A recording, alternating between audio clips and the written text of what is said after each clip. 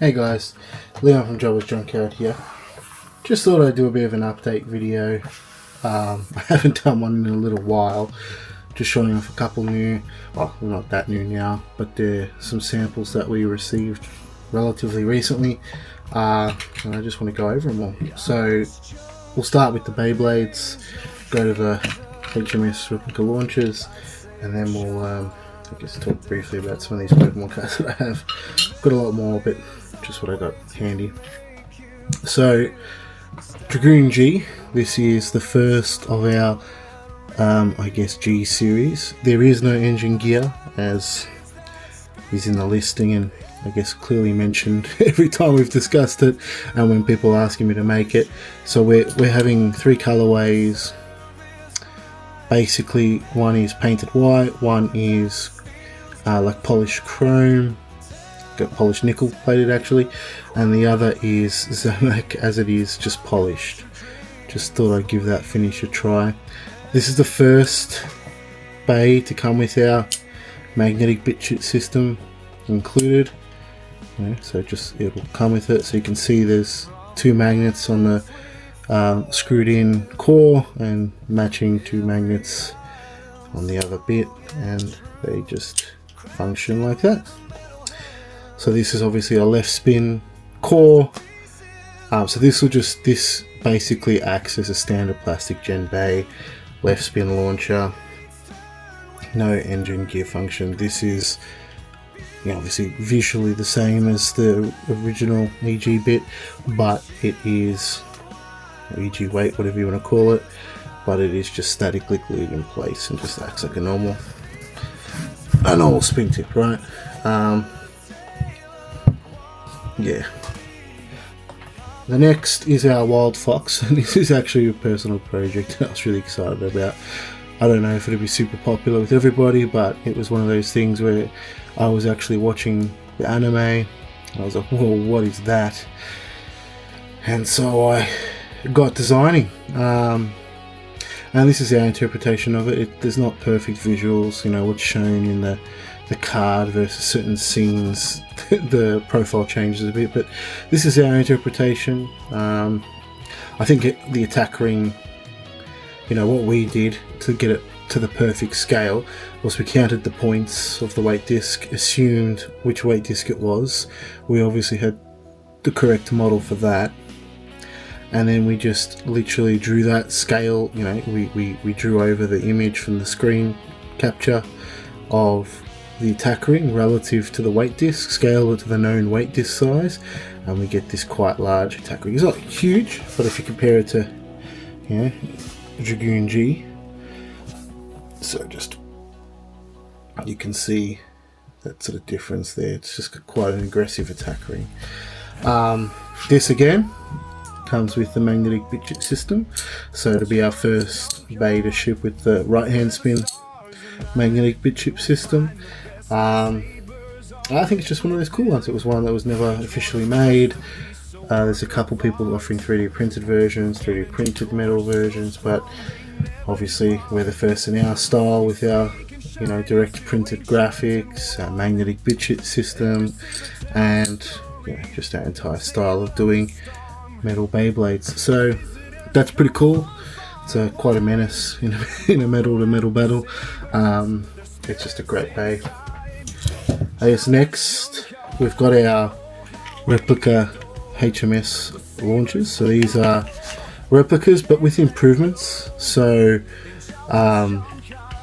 we've actually upgraded the material of this part here, so the outer one, so that this part here sort of locks in with the HMS bay. I'll just grab a random bay I've got here, you can see.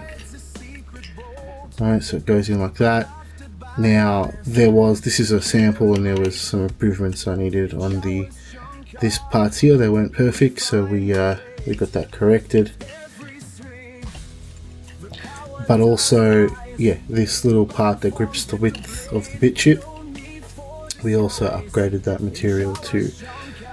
So these two are the same material now, and they're improved in strength. Similarly, we made our own, I guess, the HMS winder, Dragon Winder. We kept it the same standard length. However, again, we've improved the material to nylon 66. So just so people know, we've put our logo, our business name, Joe's Junkyard, up here, and then the material in here on the back, just in case we ever decide to change that. You know, if we don't like the results or want to change something for the future, or ever want to do something different, we can. So they're really, good flex. I mean, we'll see how they go with age, but obviously only time will tell that one. So I haven't screwed them together. But yeah, so we've got our own custom springs in these, which are the same as the original. Dimension, thickness, material, everything as close as we could get it. We've had to make custom screws for it, which they're nearly done. So yeah, the production of these will finish on the weekend, this weekend. So hopefully the screws arrive around the same time to my other factory, and they can get shipped to me starting next week, and I'll probably get them into next week or the early week after. So yeah, those that pre-ordered them, they should be coming soon. We've got 3 colours. We've got this silver, this gold, and we did a clear blue, like a translucent blue, which I'm really excited to see. Yeah, and with the translucent blue, because the translucent blue is a different material, it's polycarbonate, it's not the same functional performance as the upgraded materials that we did on some of these key important parts. So what we've done is, for the translucent blue, we're going to include these parts in the upgraded material in black. So you have a translucent blue with the black here, and you have those same parts in a polycarbonate translucent blue. So you can choose, your destiny. Did you want the upgraded performance? Or, look, polycarbonate is still an improvement also. Far more impact resistant, but maybe a little bit more brittle. So even if you just chose to use the all blue version, that'd probably be cool too. But you also have the option to swap it out for some black parts, especially if you're using these to launch the all metal HMSs. Obviously they're heavier, there's more load on these, more wear. I'm probably going to produce these 2 parts, just spare excess, so we can get a very affordable replacements for people, and they would of course work in your original launches too, but probably just in our colours that we do here. Yeah, so that's coming soon. So obviously we'll be able to do like a bundle soon where you buy HMS Bay, whether it's a repro or full metal from us, and add the launcher for an extra bit of money, to a bit of a starter bundle for those that may not have HMS launchers or just want more. Finally, well, there's just a couple more projects I wanted to show off. This one snuck in. So for those who like our Digimon metal cases, we've just done a Digimon Pendulum C batch, Pendulum Color, and I snuck in, just for fun, a bit of a surprise colour. Been on a bit of a Dragon Ball Z kick lately with collecting the cards and stuff, so I made a Goku colour themed Digimon case. Just a bit of fun. Maybe you're like me, and maybe you're gonna investigate like I am, doing a sprite mod and trying to get a Goku in here. So I might steal a sprite from like one of the games and go from Kid Goku, adult Goku, Super Saiyan 1 through the evolutions of Digimon. That'll be a bit of fun. But anyway, I haven't really done any research on that, so I could be talking out my butt, but I think it's possible, and I'll probably get to it. Then our latest batch of Pokemon cards that we have in stock ready to ship, we've got Articuno, and we've made Articuno in 2 colour variations. So a blue base, which is quite nice, and also a silver chrome, sort of silver base, fingerprint magnet of course. Just makes the colours pop a bit differently. Yeah, these are now ready in stock. So now we have Zapdos, Articuno, and Moltres is nearly done. So we'll have that trio soon available. I don't know if I've shown off the Zapdos. I think I have it here. Should. Yeah, there we go. There's a bit of mucking around with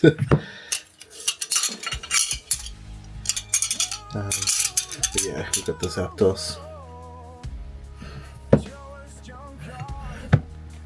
Done it in like an ancient weathered gold and a high polish gold as well. These were the samples though, they changed a bit for production, but that's what I got lying around. We also have Mewtwo in stock as well, 3D Mewtwo, so he's pretty cool. I'm a big fan of him. He has again the same backing as the others printed, but yeah. Alright, that's the update that I have for now. We've got Drigger V2 in production. We have Dronza MS Metal Black Dronza, a few variations that'll be in production and shipping soon. I've got a remake, just another batch of our Dragoon MS and MSUV metal repros coming, because we ran out of chrome, so I'm just remaking chrome. I've still got some white and gold, so I remade chrome because I got a few orders for them and miscounted my stock, so I had to turn them into pre-orders. And yeah, anyway, they should be coming soon. They're currently making the boxes now, so it's not far away. Then we have, I've sent Drasil MS to start production. Probably in a few weeks I'll send Drigger. I've nearly done the designs, like the majority of it's done. I just wanted to tweak a couple, just some of the features before we send it. It's okay, I'm just trying to space things out a little bit, so it's not a big deal. And then I think we'll send Dragoon GT, and then probably Drigger G after that. That's what I'm thinking. But then it's Warborg MS based on the vote, and we'll see who wins November as well. So yeah, thanks for all your support. Appreciate it. As some of you know, I've been a bit slow in the last 2 to 3 weeks. A bit of a family situation, and that's still ongoing. So I'm quite limited in what time I can spend on work, and when I can respond, how I can respond, etc. It's just really meant that shipping is probably, instead of usually, we get postal service pickups Tuesdays and Thursdays here. So basically, if you ordered on an in-stock item on basically Thursday, depending on what time, Friday, Saturday, Sunday, Monday, it's getting shipped on a Tuesday. If you ordered on a Tuesday, Wednesday, it'll get shipped on the Thursday. That's sort of our main thing. So you could be sort of waiting up to 3 or 4. Well, I guess what's that? So Friday, Monday, so either 2 business. Yeah, basically you're only ever waiting 2 business days for us to ship. But with this, there's a couple of items that may be more involved. Like if they're printing something, something I need to make or fix or prepare or alter, they're going to take a while because I only sort of get to work an hour a night, maybe 2. Sometimes I don't feel up to working at the moment, so I get home incredibly tired. There's been some sleepless nights. So anyway, I'll try my best. Hopefully we return to normal soon. But yeah, that's yeah, that's just been the current challenge. But all it really means is usually you might slip one ship cycle. So if you ordered on the Saturday or something and normally would ship Tuesday, maybe it ships a Thursday. I'm trying to bulk do shipping on the weekend. So usually, yeah, so I try to fix up and catch up, and I'm up to date when Tuesday sort of comes over the weekend. Maybe Monday sort of gets me behind, but I'm not far behind. I probably have 5-6 orders pending, and they're in the last couple of days, so it's not a big deal.